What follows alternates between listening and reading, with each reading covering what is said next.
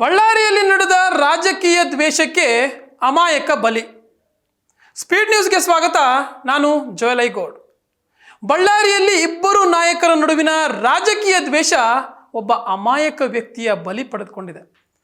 ರಾಜಕಾರಣಿಗಳ ನಡುವಿನ ಕಾದಾಟಕ್ಕೆ ಬಡವರ ಮಕ್ಕಳು ಬಲಿಯಾಗ್ತಾರೆ ಅನ್ನೋದಕ್ಕೆ ಬಳ್ಳಾರಿಯ ಈ ಒಂದು ಬ್ಯಾನರ್ ಗಲಾಟೆ ಪ್ರಕರಣ ಏನಿದೆ, ಇದು ಸದ್ಯಕ್ಕೆ ನಮ್ಮ ಮುಂದಿರುವಂತಹ ತಾಜಾ ಉದಾಹರಣೆ. ಇಷ್ಟೆಲ್ಲ ಆದರೂ ಕೂಡ ಈ ಹಿಂದೆನೂ ಕೂಡ ಸಾಕಷ್ಟು ಇದೇ ರೀತಿಯಾದಂಥ ಘಟನೆಗಳು ನಡೆದಿದ್ರೂ ಕೂಡ ತಮ್ಮ ನಾಯಕರನ್ನು ಮೆಚ್ಚಿಸುವಂಥ ಬರದಲ್ಲೋ ಅಥವಾ ತಮ್ಮ ಪ್ರಾಮಾಣಿಕತೆಯ ಪರಮಾವಧಿಯೋ ಗೊತ್ತಿಲ್ಲ.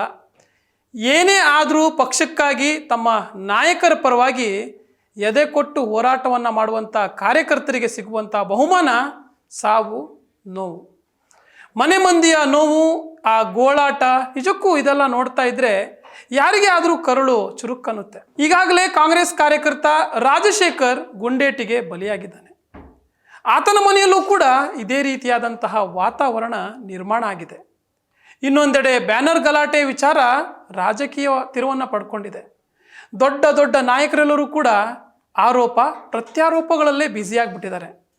ಆದರೆ ರಾಜಶೇಖರ್ ಸಾವಿಗೆ ಕಾರಣವಾದಂತಹ ಬುಲೆಟ್, ಈ ವಿಚಾರಕ್ಕೆ ಸಾಕಷ್ಟು ಚರ್ಚೆ ಆಗ್ತಾ ಇದೆ. ಆ ಬುಲೆಟ್ ಎಲ್ಲಿಂದ ಬಂದಿದ್ದು, ಯಾರ ಕಡೆಯಿಂದ ಬಂದಿದ್ದು ಅನ್ನುವಂಥ ವಿಚಾರಕ್ಕೆ ಪೊಲೀಸ್ ತನಿಖೆ ಕೂಡ ಈಗಾಗಲೇ ನಡೀತಾ ಇದೆ.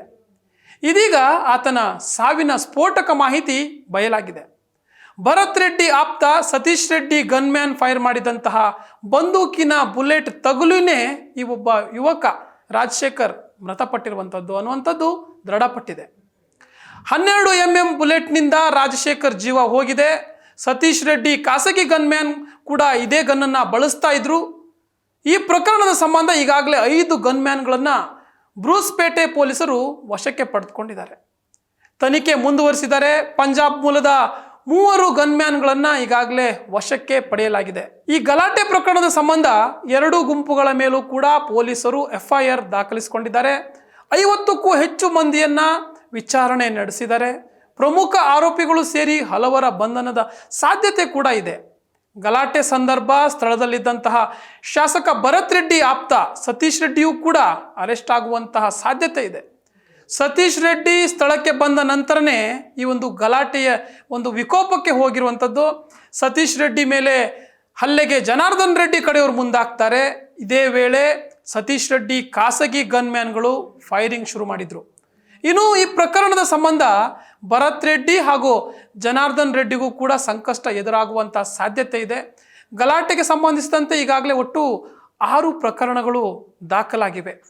ಮೃತ ರಾಜಶೇಖರ್ ನಿವಾಸಕ್ಕೆ ನಾಯಕರ ದಂಡೆ ಹರಿದು ಹೋಗ್ತಾ ಇದೆ. ಸಾಕಷ್ಟು ಜನ ಹೋಗಿ ಸಾಂತ್ವನ ಹೇಳುವಂಥ ಕೆಲಸವನ್ನ ಮಾಡ್ತಾ ಇದ್ದಾರೆ. ಈ ನಡುವೆ ನಿನ್ನೆ ಬಳ್ಳಾರಿ ಉಸ್ತುವಾರಿ ಸಚಿವ ಜಮೀರ್ ಅಹಮದ್ ಖಾನ್ ಕೂಡ ರಾಜಶೇಖರ್ ಮನೆಗೆ ಭೇಟಿಯನ್ನು ನೀಡಿದ್ದಾರೆ, ಸಾಂತ್ವನವನ್ನು ಹೇಳಿದ್ದಾರೆ. ಜಮೀರ್ ಅಹಮದ್, ಶಾಸಕ ಭರತ್ ರೆಡ್ಡಿ, ಕಂಪ್ಲಿ ಗಣೇಶ್ ಇವರೆಲ್ಲರೂ ಸೇರಿ ಸಾಂತ್ವನವನ್ನು ಹೇಳಿ ವೈಯಕ್ತಿಕವಾಗಿ 25 ಲಕ್ಷ ರೂಪಾಯಿಯನ್ನು ಪರಿಹಾರವನ್ನು ನೀಡೋ ವಿಚಾರಕ್ಕೆ ಸಚಿವ ಜಮೀರ್ ಅಹಮದ್ ಅವರು ಘೋಷಣೆಯನ್ನು ಮಾಡಿದ್ದಾರೆ. ಅಲ್ಲದೆ ಸ್ಲಮ್ ಬೋರ್ಡ್ ಕಡೆಯಿಂದ ಮನೆಯನ್ನು ಕಟ್ಟಿಸಿಕೊಡ್ತೇವೆ ಹಾಗೂ ರಾಜಶೇಖರ್ ಅಣ್ಣನಿಗೆ ಕೆಲಸವನ್ನು ಕೊಡಿಸ್ತೀವಿ ಅಂತ ಜಮೀರ್ ಅಹಮದ್ ಭರವಸೆಯನ್ನು ಕೊಟ್ಟಿದ್ದಾರೆ.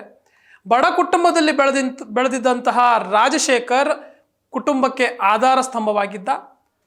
ಪಕ್ಷದ ಚಟುವಟಿಕೆಯಲ್ಲೂ ಕೂಡ ಲಘು ಬಗೆಯಿಂದ ಭಾಗಿಯಾಗ್ತಿದ್ದ. ಮನೆಗೂ ಕೂಡ ಒಬ್ಬ ಒಳ್ಳೆ ಮಗನಾಗಿದ್ದ ಅಂತ ಈ ವಿಚಾರವನ್ನು ನೆನೆಸ್ಕೊಂಡು ಕುಟುಂಬಸ್ಥರು ಸಾಕಷ್ಟು ಭಾವುಕರಾಗಿದ್ದಾರೆ. ಏನೇ ಆದ್ರೂ ಕೂಡ ನಡೆಯಬಾರದಂಥ ಒಂದು ಘಟನೆ ಬಳ್ಳಾರಿಯಲ್ಲಿ ನಡೆದು ಹೋಗಿದೆ. ರಾಜ್ಯ ಸರ್ಕಾರ ಇನ್ಮೇಲೆ ಇಂತಹ ಘಟನೆ ನಡೆಯದ ರೀತಿಯಲ್ಲಿ ಎಚ್ಚರಿಕೆಯನ್ನು ವಹಿಸ್ಕೊಳ್ಬೇಕು, ನೋಡ್ಕೊಳ್ಬೇಕು. ಈ ರೀತಿಯಾದಂಥ ಘಟನೆಗಳು ಮತ್ತೆ ಮರುಕಳಿಸದಿರಲಿ ಅನ್ನುವಂಥದ್ದು ನಮ್ಮ ಆಶಯ. ಇದಿಷ್ಟು ಈ ಕ್ಷಣದ ಅಪ್ಡೇಟ್. ಇನ್ನಷ್ಟು ಅಪ್ಡೇಟ್ಗಳಿಗಾಗಿ ನೋಡ್ತಾ ಇರಿ ಸ್ಪೀಡ್ ನ್ಯೂಸ್. ಸುದ್ದಿ ನಿಮ್ಮದು, ವೇಗ ನಮ್ಮದು.